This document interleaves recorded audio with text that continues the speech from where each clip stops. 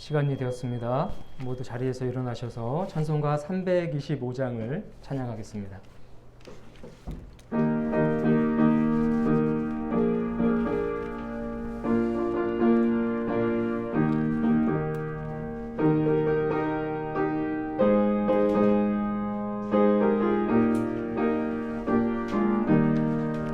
예수가 함께 계시니 시험이 오나 겁없네. 기쁨의 근원 되시는 예수를 위해 삽시다. 날마다 주를 섬기며 언제나 주를 기리고 그 사랑 안에 살면서 딴 길로 가지 맙시다. 이 세상 사는 동안에 주 이름 전파하면서 무한한 복락 주시는 예수를 위해 삽시다. 날마다 주를 섬기며 언제나 주를 기리고 그 사랑 안에 살면서 딴 길로 가지 맙시다. 이 세상 친구 없어도 예수는 나의 친구니 불의한 일을 버리고 예수를 위해 삽시다. 날마다 주를 섬기며 언제나 주를 기리고 그 사랑 안에 살면서 딴 길로 가지 맙시다. 주께서 심판하실 때 잘했다 칭찬하리니 이러한 상급 받도록 예수를 위해 삽시다. 날마다 주를 섬기며 언제나 주를 기리고 그 사랑 안에 살면서 딴 길로 가지 맙시다.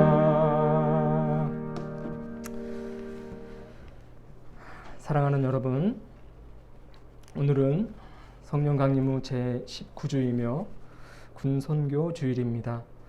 고린도전서 10장 16에서 17절 말씀과 디모데후서 2장 3절에서 4절 말씀을 힘입어 하나님을 예배하는 자리로 나아갑시다. 우리가 축복하는 바 축복의 자는 그리스도의 피에 참여함이 아니며 우리가 떼는 떡은 그리스도의 몸에 참여함이 아니냐. 떡이 하나요 많은 우리가 한 몸이니 이는 우리가 다 한 떡에 참여함이라. 너는 그리스도 예수의 좋은 병사로 나와 함께 고난을 받으라. 병사로 복 많은 자는 자기 생활에 얽매이는 자가 하나도 없나니 이는 병사로 모집한 자를 기쁘게 하려 함이라. 아멘. 경배찬송 618장을 찬양하겠습니다.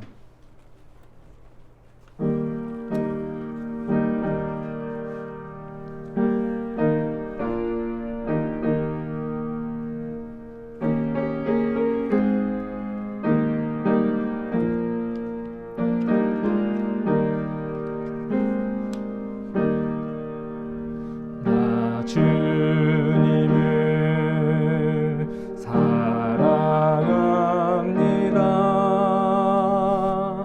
참 사랑해 주를 경배해 한 마음으로 찬양하오니 우리들의 기도 들으소서.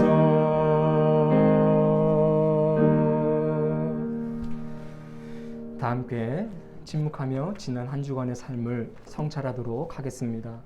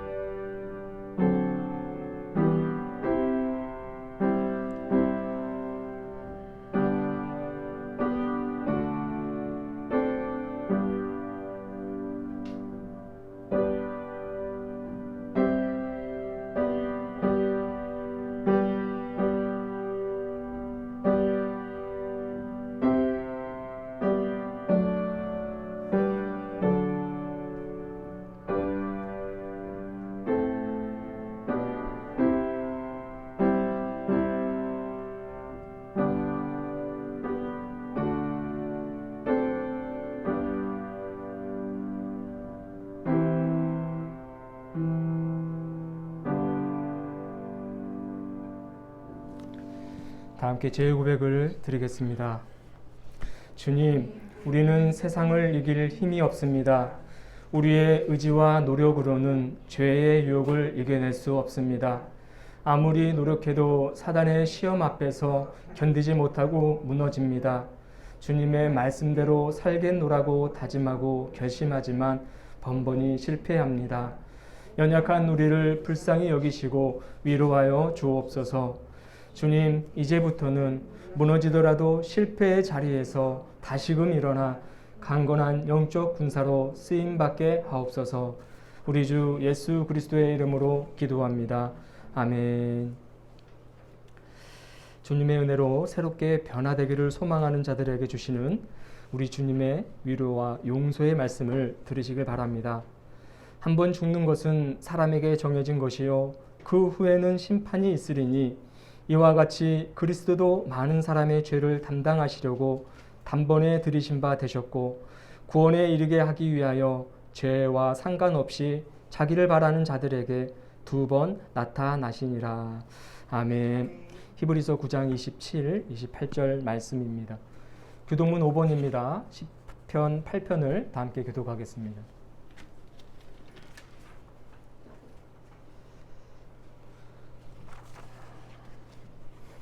여호와 우리 주여, 주의 이름이 온 땅에 어찌 그리 아름다운지요. 주의 영광이 하늘을 덮었나이다.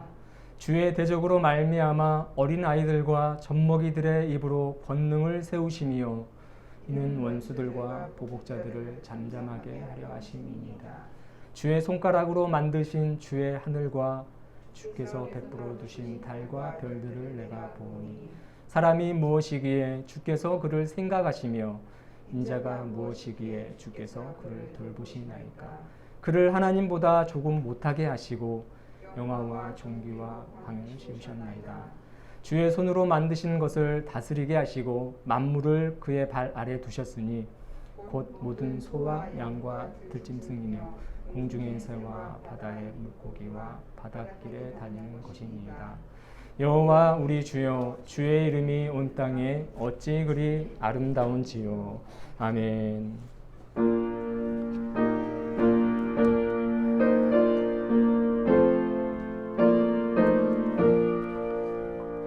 이 천지간 만물들아 복 주시는 주 여호와 전능 성부 성자 성령 찬송하고 찬송하세.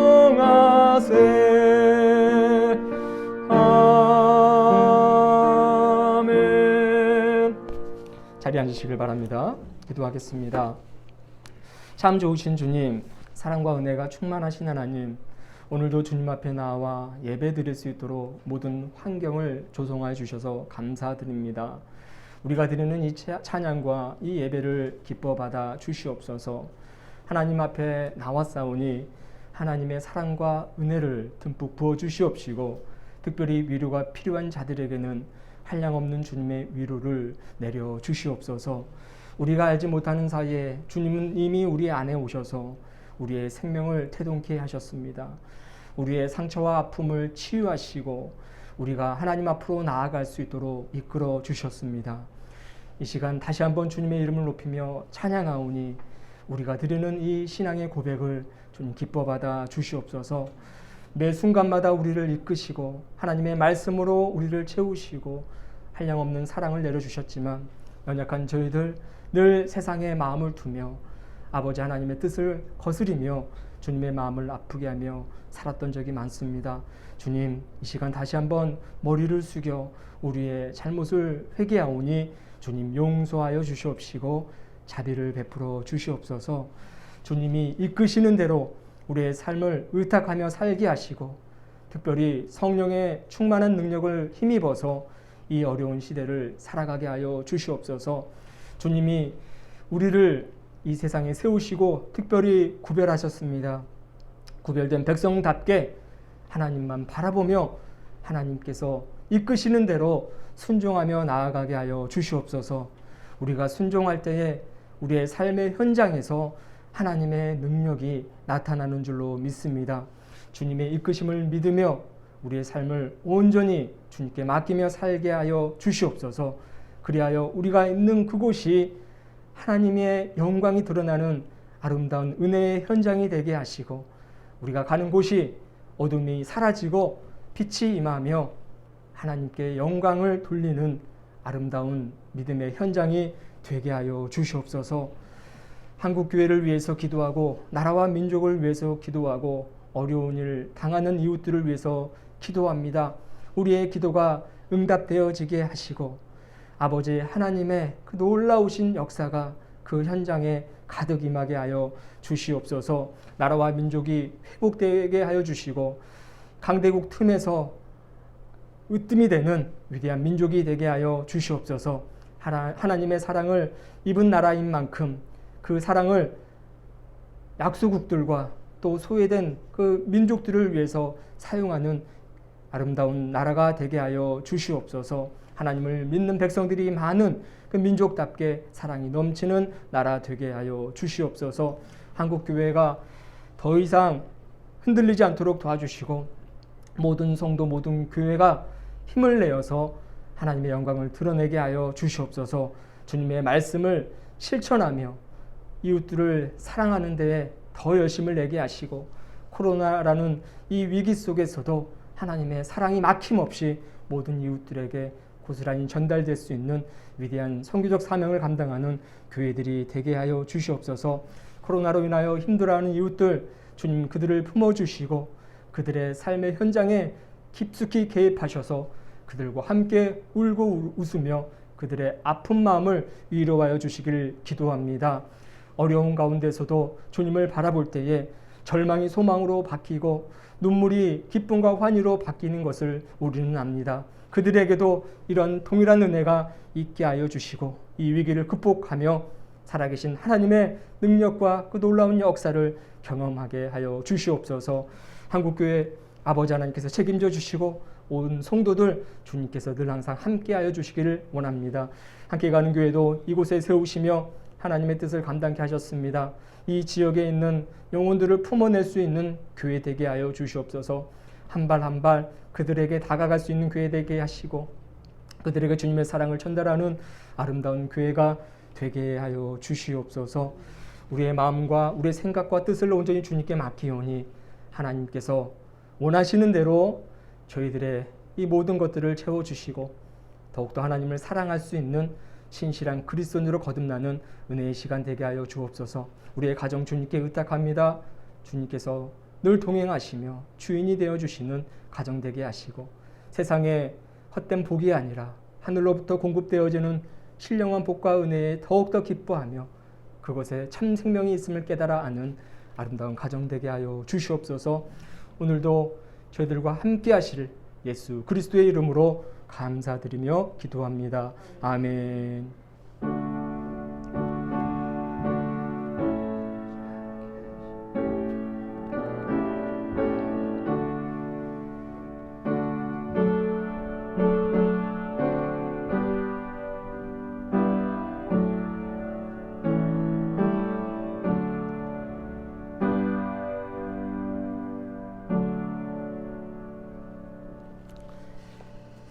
오늘의 말씀은 시편 133편 1절에서 3절까지입니다.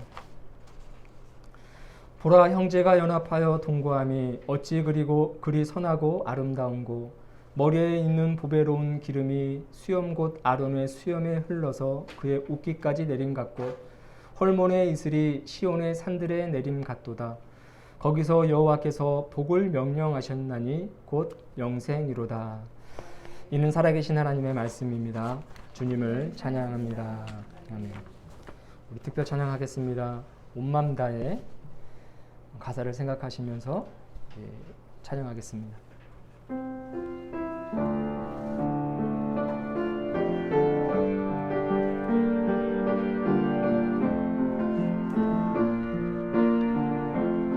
주님과 함께하는 주님과 함께하는 이 고요한 시간, 주님의 보좌 앞에 내 마음을 쏟네.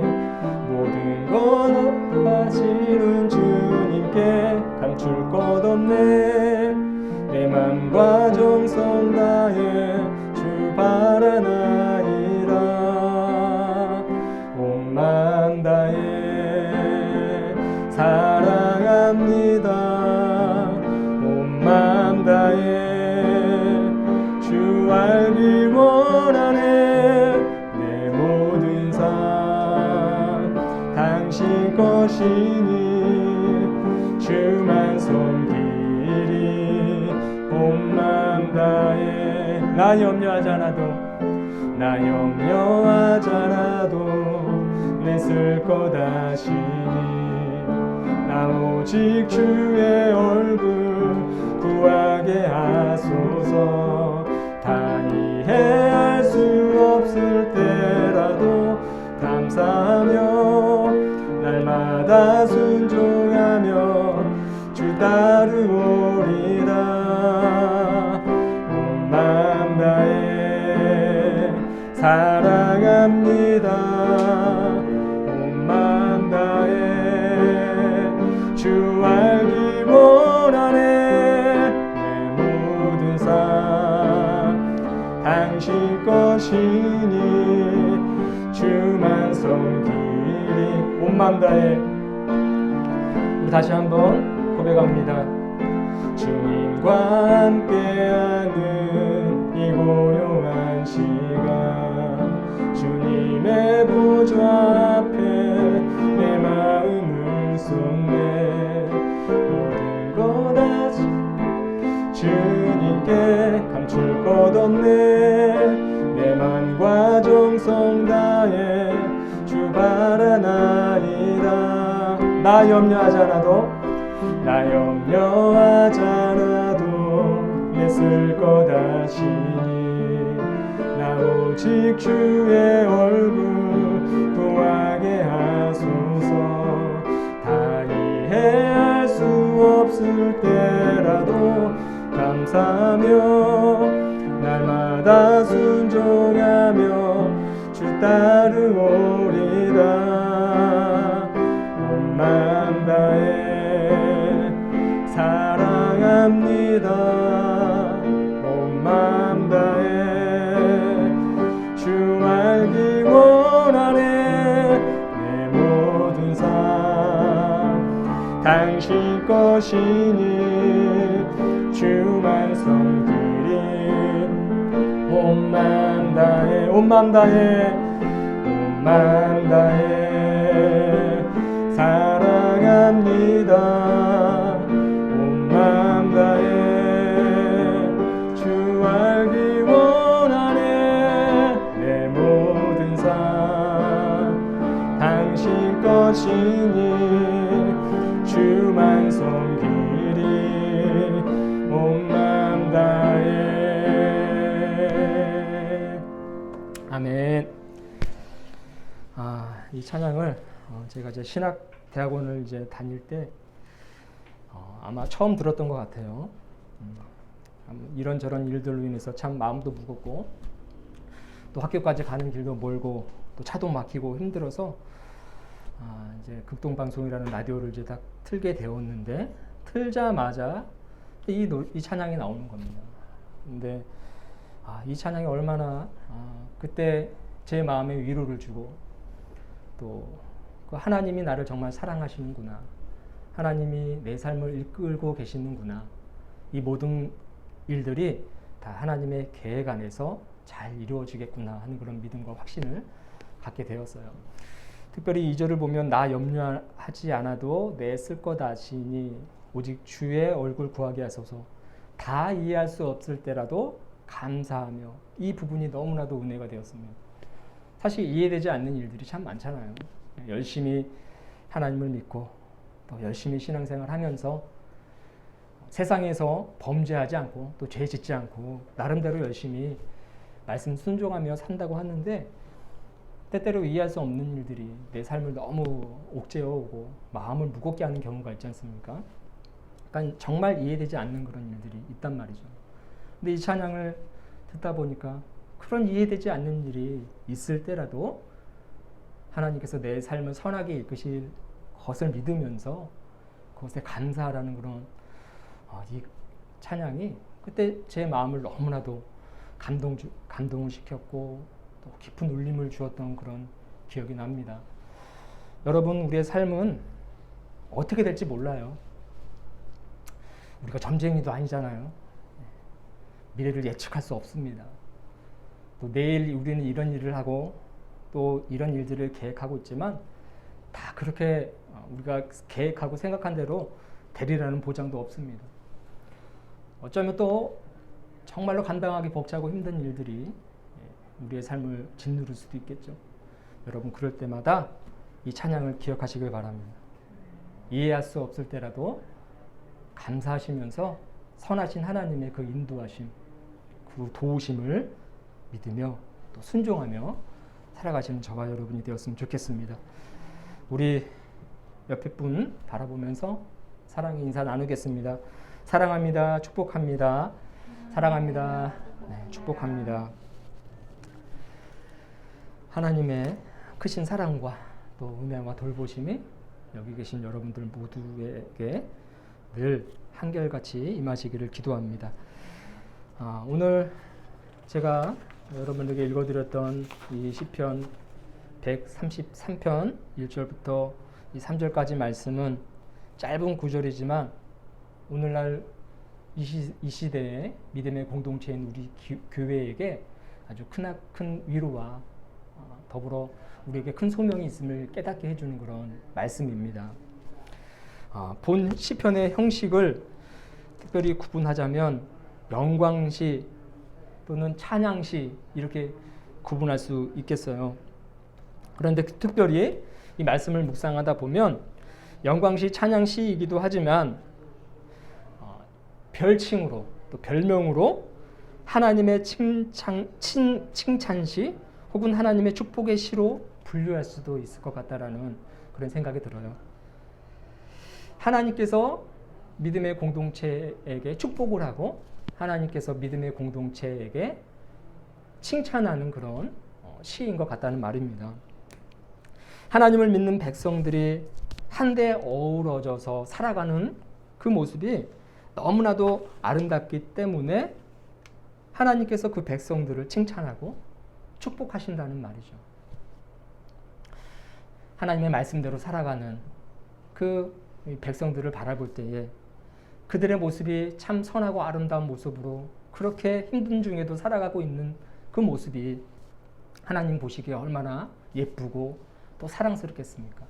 그러니까 하나님께서는 그렇게 믿음의 공동체에게, 교회에게 칭찬하고 내가 너를 축복한다, 내가 너희들의 삶과 늘 항상 함께하겠다, 이런 위로의 말씀을 주고 계신다는 거죠.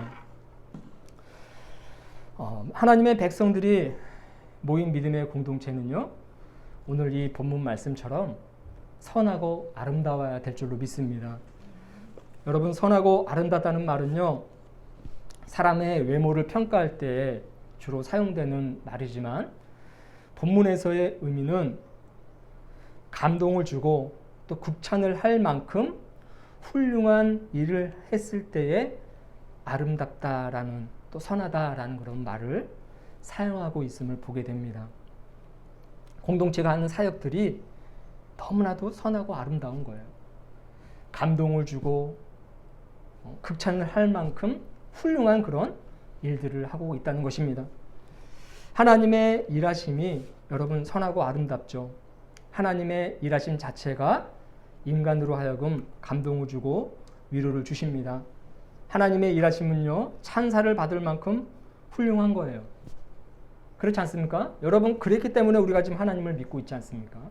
하나님의 일하심은 늘 선하고 아름답다라는 것을 우리가 믿고 나를 위로하고 하나님의 일하심 때문에 내가 살아갈 수 있다는 것을 알기 때문에 우리가 하나님을 믿고 하나님을 경배하는 거 아니에요? 하나님 일하심 자체가 이렇기 때문에 하나님을 믿는 백성들의 모임도 여러분 선하고 아름다울 수밖에 없고 또 선하고 아름다울 수 있도록 즉 감동을 주고 극찬을 받을 만큼 훌륭한 일들을 하면서 그 믿음의 공동체가 굴러가야 된다는 것입니다. 여러분 이 유대인들은요 이 하나님의 일하심을 고스란히 실천했던 민족입니다. 그들의 민족에게 여러분 그들이 자신의 그 민족 또 공동체 형제 자매들에게 하는 모습을 보면요 부러울 정도예요. 너무나도 부러울 정도라는 것입니다. 하나님의 말씀대로 하나님이 자신들을 위해서 행하셨던 그대로 자신들도 자신의 형제 자매들에게 믿음의 공동체에게 행하는 그런 모습들이 너무나도 아름답고 선한 모습들이었습니다. 여러분 그들의 모습은요 형제라는 말 속에 그 훌륭함이 포함되어 있어요. 여러분 이 형제는요 하나님을 섬기는 믿음의 가족 즉 신앙 공동체를 의미하는 말입니다. 보라 형제가 이렇게 오늘 본문 시작하지 않습니까? 형제라는 단어에는 특별함이 내포되어 있는 거예요. 형제라는 말 속에 형제라는 말은 히브리어로 아흐인데 형과 아우 이렇게 남자의 어떤 형제들 형과 아우들을 의미하는 것일 뿐만 아니라 남녀노소 모두를 포함하고 있는 그런 단어입니다. 당시 이 성경이 기록되어 있을 때 이제 가부장적인 어떤 그런 사회적인 어떤 관습에 따라서 이 형제라는 말을 자주 사용하긴 했지만 이 형제 안에는 이 성경의 형제 안에는요 남녀노소 모두가 다 포함되어 있는 거예요. 특별히 동족인 이스라엘 그 백성들 모두가 다 포함되어 있는 말이라고 여러분 이해하시면 되겠습니다. 여러분 이 형제라는 그 말은요 서로 밀접하게 연결되어 있다는 것을 의미하고 있지 않습니까? 특별히 형제는 혈연으로 연결되어 있는 그런 관계잖아요. 가족이 그렇지 않습니까? 가족이 혈연으로 연결되어 있고 또 어떤 동일한 가계로토로 연결되어 있고요. 법적으로 이렇게 일단은 인정이 되어 있죠. 여러분 이 맺음은요 늘 변하지 않아요. 남이 아닌 우리라는 호칭을 사용하게 되는 거고요. 가족이기 때문에 형제가 특별히 가족이 어려움에 처할 때는요 그의 형제가 그의 가족이 반드시 도움을 주는 것입니다. 형제 관계는 끈끈한 정과 상호 호혜적인 관계, 그러니까 서로 도움을 주고받고 또 상호 보완적인 관계, 부족함을 보충해주는 그런 관계로 맺어진 것을 의미하는 거예요. 형제라는 것은 남이 아닙니다. 가족인 거죠. 이런 어떤 특별한 의미가 이 형제라는 말 속에 포함되어 있다는 겁니다. 여러분 이 형제라는 말이 보여주는 바대로 그 유대인들은요 자신의 형제의 모임인 이 공동체를요 너무나도 끔찍히 아껴요. 그리고 동일한 그 자신의 형제 즉 유대 민족을 위해서 헌신하고 섬기는 일을 아주 최고의 가치 있는 일로 여기는 거죠. 고아와 가부를 성실하게 돌보고 객지에 나가 있는 멀리 타지에 나가 있는 그 유대인들을 위해서 지원을 아끼지 않고 힘써 자신의 모든 것을 다 동원해서 도와준다는 겁니다. 그들의 1차적인 관심은 유대인 거예요. 유대인들. 왜요? 하나님께서 맺어주신 그 관계이기 때문에 하나님의 백성이기 때문에 하나님의 자녀들의 모임이기 때문에 유대인들에게 관심이 있는 것입니다. 그래서 공동체 안에 있는 사람들을 아주 끔찍이도 아끼죠. 사실 이 유대 민족의 이러한 어떤 형제는 오늘날 이 한국 우리나라 민족에게도 너무나도 필요한 그 모습이라고 저는 생각이 됩니다. 우리도 일제 강점기를 거치기 전에는 식민지 어떤 그 시대를 거치기 전에는요 정말 그렇게 정이 많은 그런 민족이었대요. 같은 우리 조선인이라고 하면 어려운 일 당했을 때 두 발 벗어서 그러니까 두 발 벗고 막 뛰어나가서 도와주고 여러분 품앗이라는 것도 있지 않습니까? 그런 어떤 사상이 있는 걸 봐서 누군가 어려운 일 도했을 때는 그 마을 전체가 다 같이 도와주고 서로 자신이 가지고 있는 것을 나눠주는 그런 아름다운 그런 민족이었다고 하는데, 이 일제시대를 거치면서 그런 우리의 민족의 아름다운 모습들이 다 왜곡되어지고 변화되었다고 하더라고요. 여러분, 사촌이 배 아프면, 사촌이 땅을 사면 배가 아프다라는 그런 말이 있잖아요. 그것을 어떻게 이해를 하십니까? 사촌이 사면 너무 부러워하고 막 진짜 배가 아파서 미칠 지경이다. 우리는 그렇게 생각을 하잖아요. 근데 원래 사촌이 땅을 사면 배 아프다는 이 말의 원래의 의미는, 사촌이 땅을 사면 그 땅에서 작물이 자랄 수 있도록 우리가 줄 게 없으면 배가 아파서 똥이라도 싸서 그 똥을 삼아서 거름으로라도 사용할 수 있도록 해줘야 된다라는 그런 의미라는 거예요.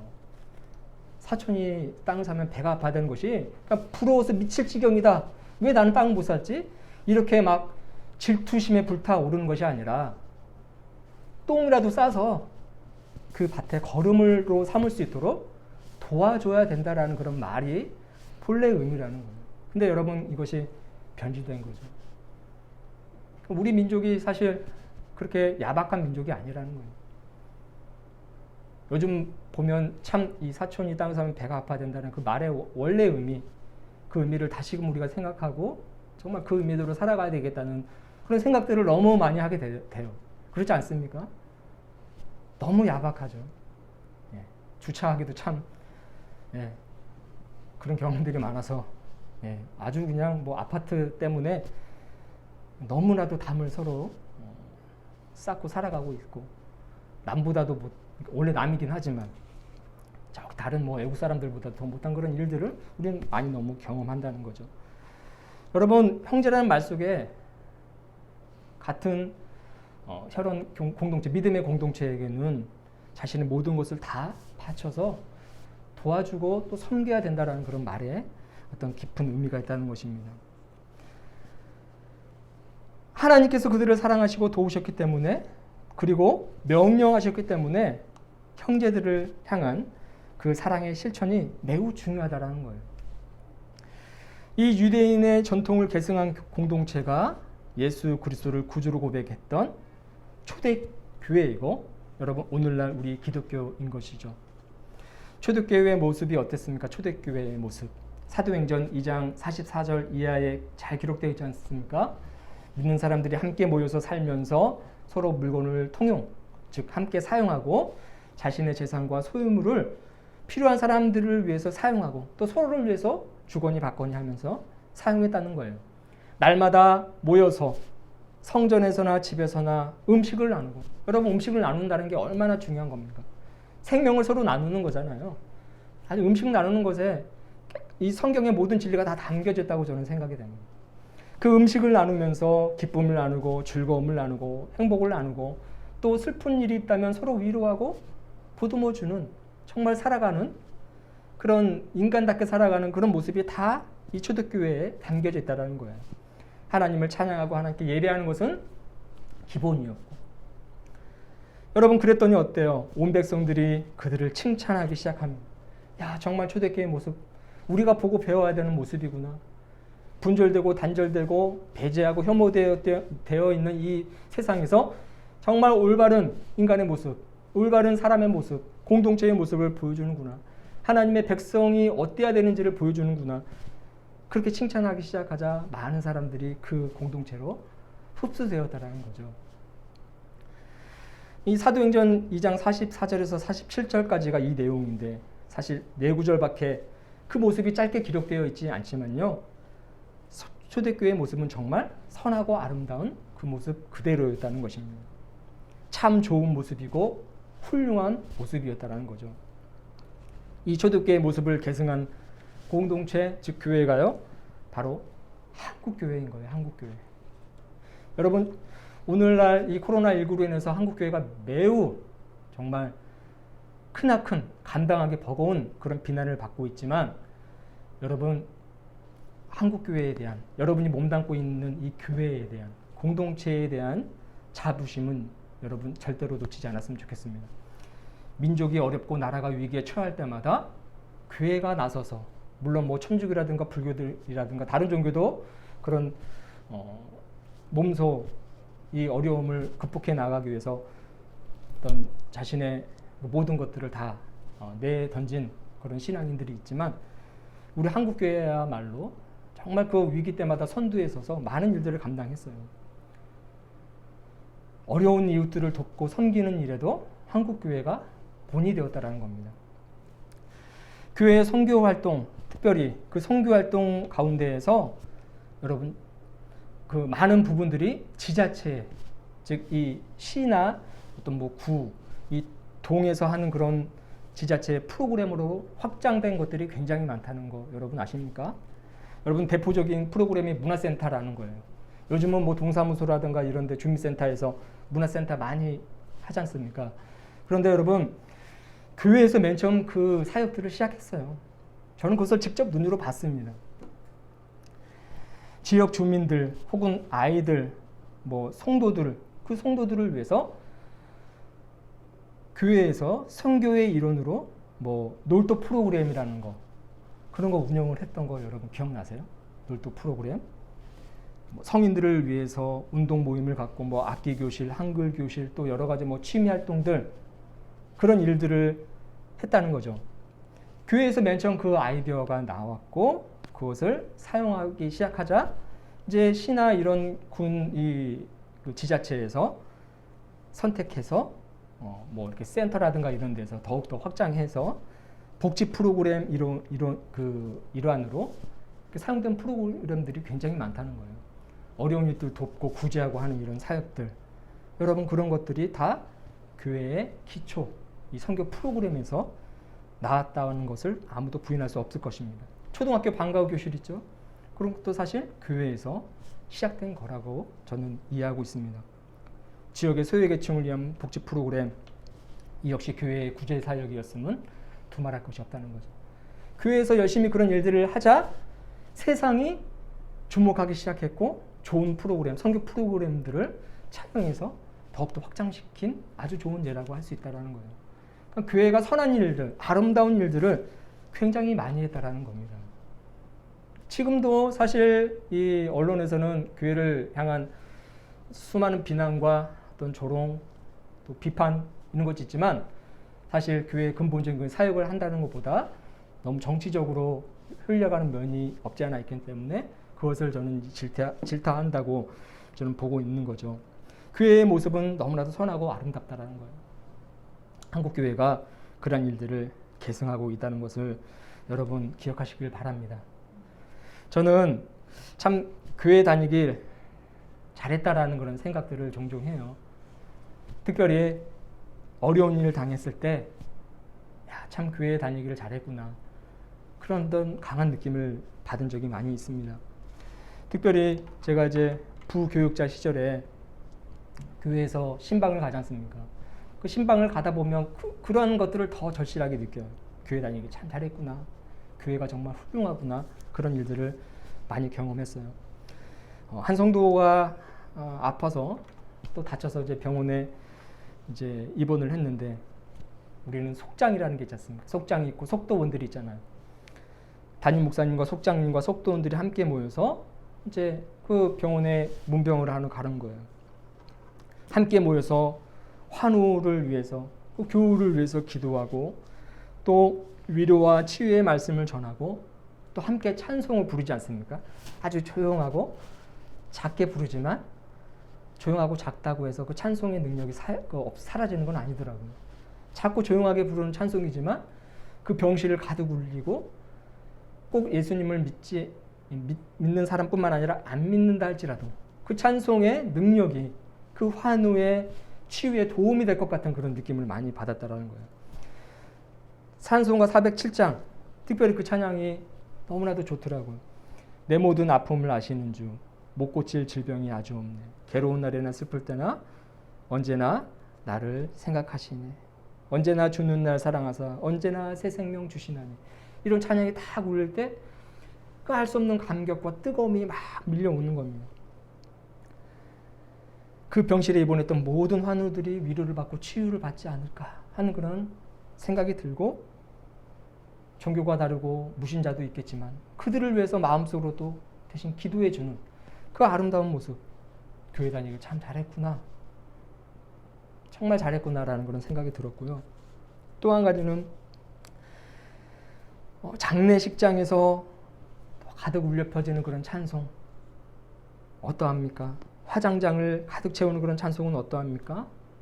유족의 그 공허한 마음, 그 마음을 그리스도의 마음으로 가득 채우는 그 아름다운 모습은 정말 공허한 그런 어떤 장례식장이겠지만 비어있는, 가족을 잃었으니 비어있는 그 공간이겠지만 결코 비어있지 않고 하나님의 위로와 사랑으로 가득 채워지는 그런 정말 은혜의 현장이다라는 것을 보게 된다는 거죠.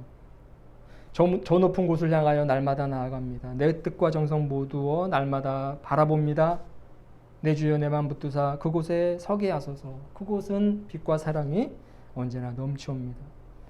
이런 찬양을 부르면서 고인의 영정사진을 선두로 뒤에는 관이 따르고 그 뒤를 목사님과 또 성도들이 뒤받쳐주면서 이 천국 환송식을 거룩하게 진행하는 모습을 보느라면요, 정말 가슴이 뭉클함을 넘어서 알 수 없는 그런 뜨거움과 제가 다 위로를 받는 그런 경험들을 했던 것입니다. 그러면서 드는 생각이 무엇입니까? 예수님이 이렇게 참 잘했구나. 그런 생각이 드는 거예요. 위기 때 더욱더 빛을 발한다는 겁니다. 저는 가끔씩 생각해요. 만약에 내가 불의의 사고를 당했을 때 찾아와서 나의 죽음을 슬퍼해주고 남겨진 가족을 위로해줄 이들이 누굴까? 생각을 하게 돼요. 물론 가족들이 있겠지만 저는 제일 먼저 찾아올 이들이 믿음의 동역자들이라고 생각합니다. 그들이 찾아와서 찬송을 불러주고 함께 울어주고 함께 예배를 드려줄 거라는 그 사실을 저는 초의 의심도 하지 않습니다. 남겨진 가족들을 위해서 울어주고 그들의 공허한 마음을 주님의 사랑으로 채워주고 그들이 다시금 회복할 때까지 아낌없는 지원과 늘 항상 그들이 힘낼 수 있도록 하나님의 말씀과 위로를 전해줄 거라고 저는 의심하지 않는 거예요. 그들은 어려운 현장, 아픔과 고통의 현장에 하나님의 위로와 치유를 전하는 형제들이요, 자매들이요, 하나님을 믿는 백성들이요, 그리스도인들이기 때문이라고 저는 생각한다는 거죠. 여러분, 그리스도인들은요, 혼자 있는 것 같지만 결코 혼자가 아닙니다. 여러분, 나는 지금 혼자 신앙생활하고 있고 혼자 살아가는 것 같다는 느낌이 들지만 결코 혼자가 아니에요. 바울은요, 많은 사람이 우리 곁에 있다고 말을 합니다. 많은 사람들이 우리 곁에 있다고 해요. 이와 같이 우리 많은 사람이 그리스도 안에서 한 몸이 되어서 서로 지체가 되었느니라. 로마서 12장 5절의 말씀입니다. 예수님을 필두로 하고 반드시 서로에게 없어서는 안 되는 그 한 몸을 이루는 형제로서, 지체로서의 사람들이 우리 그리스도인인 것입니다. 우리 주위에는 동역자들이 많이 있음을 여러분 잊지 마시길 바랍니다.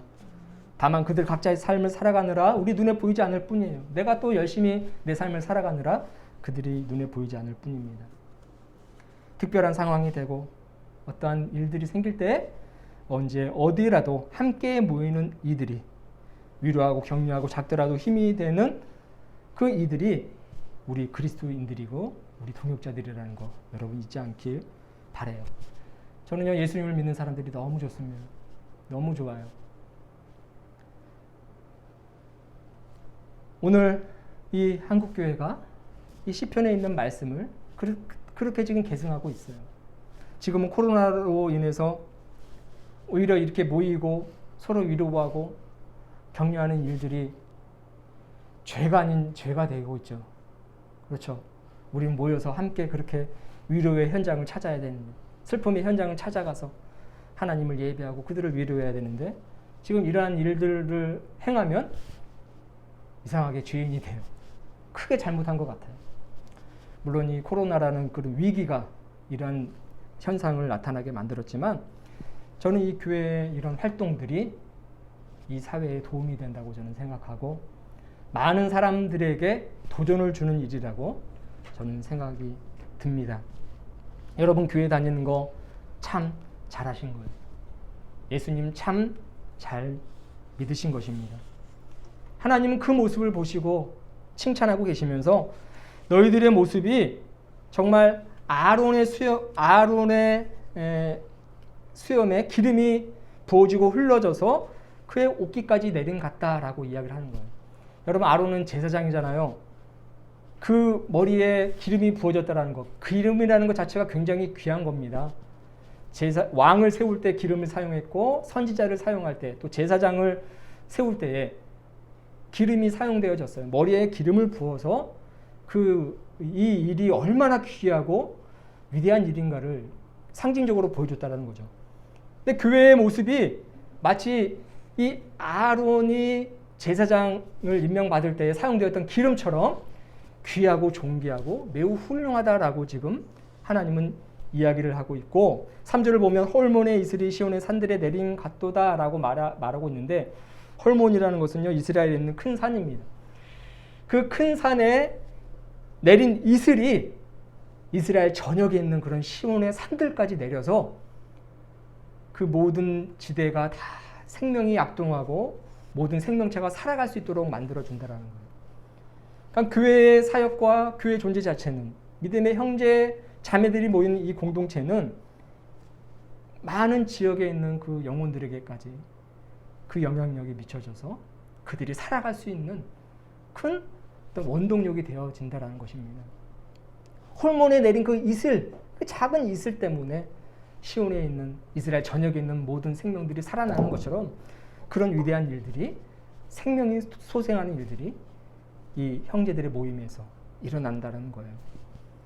여러분, 더 중요한 것은 여호와께서, 하나님께서 무엇을 명령하셨습니까?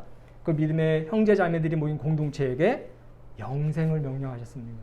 영생, 영원한 생명, 참된 구원, 그 구원이 그 공동체 안에 있다라고 이야기를 하고 있다는 거예요. 사랑하는 교우 여러분, 교회 다니는 거 참 잘하셨어요. 하나님이 우리 공동체를 너무나도 사랑하시는 줄로 믿습니다.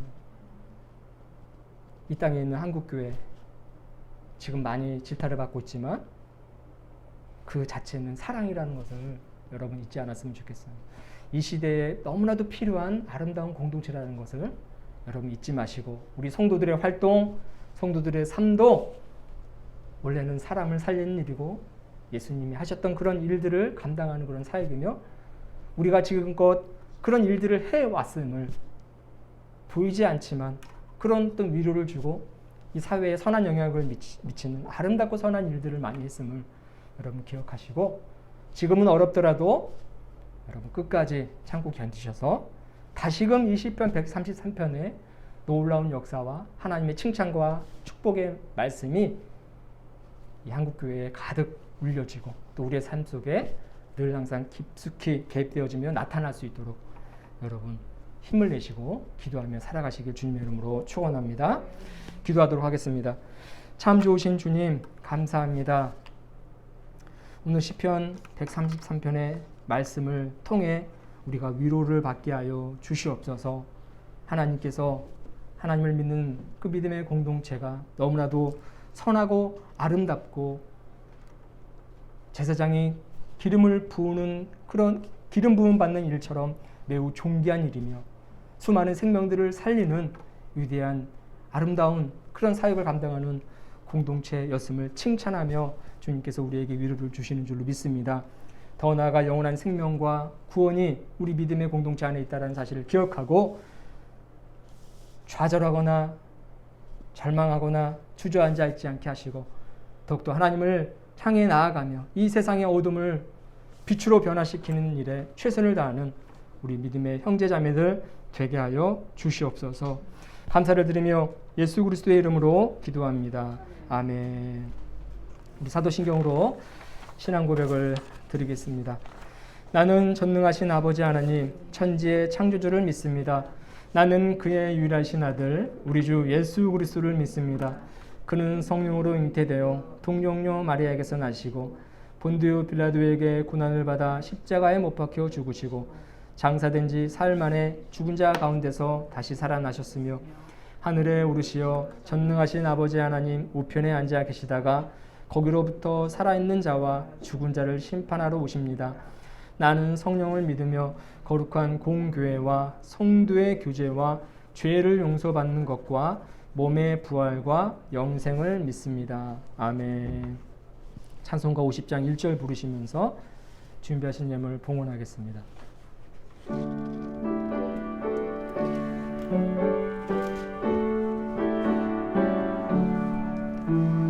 내게 있는 모든 것을 아낌없이 드리네.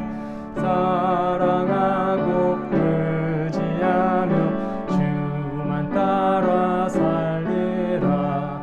주께 드리네. 주께 드리네. 사랑하는 그 주 앞에 모두 드리네.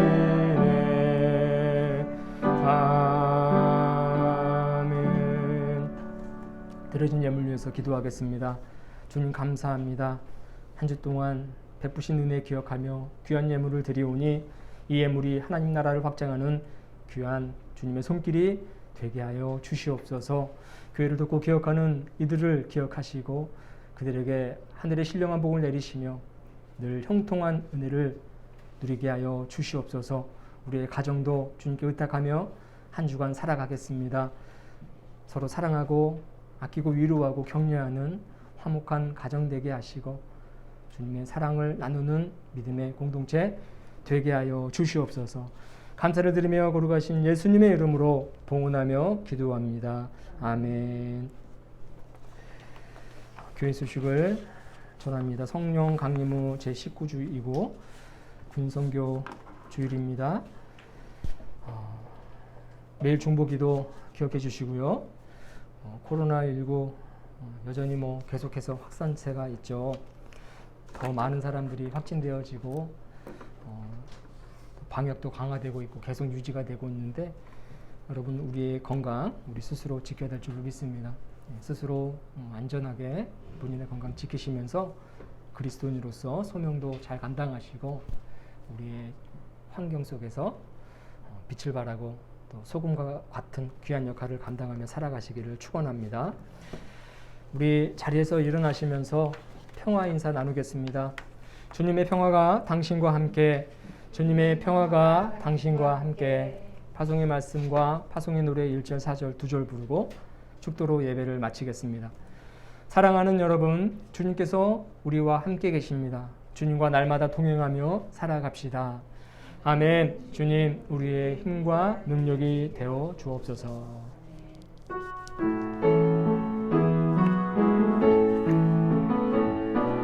주님의 평화가 우리의 만남 속에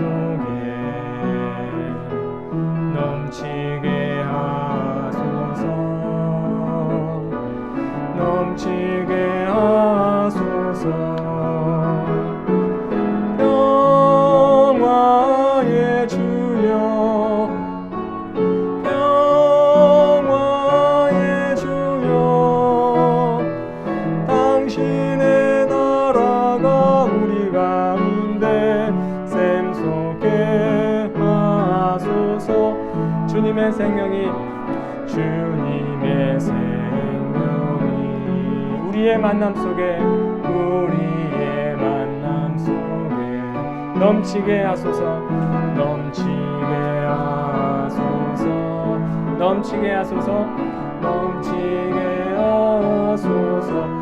생명의 주여, 생명의 주여,